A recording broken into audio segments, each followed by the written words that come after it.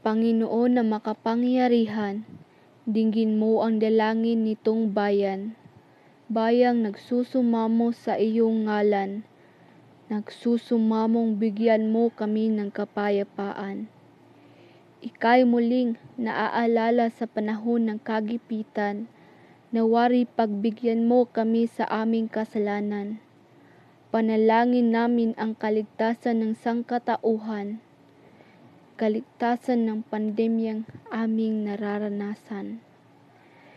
Bigyan mo muli kami ng pag-asa, pag-asang muling maibabalik ang ngiti ng bawat isa.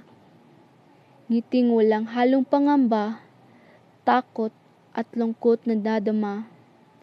Sana'y bukas muling matamasa. Ilayo po na magkahawa ang mahal namin sa buhay.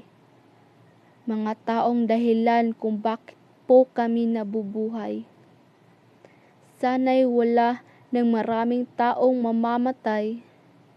Sana'y bigyan mo sila ng panibagong buhay.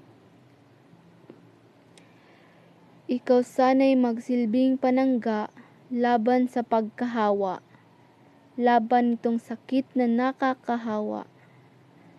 Sakit na sana ay mawala.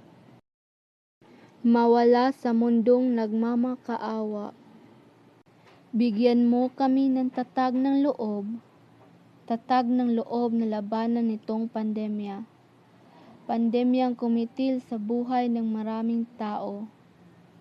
Buhay na nasayang dulot nitong pagbabago. Pagbabagong hindi kailanman inaasahan ng bawat tao.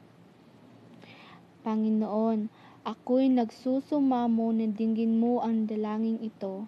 Dalangin makapagpabukas ng bagong bukas, bagong umaga na walang takot at pangamba.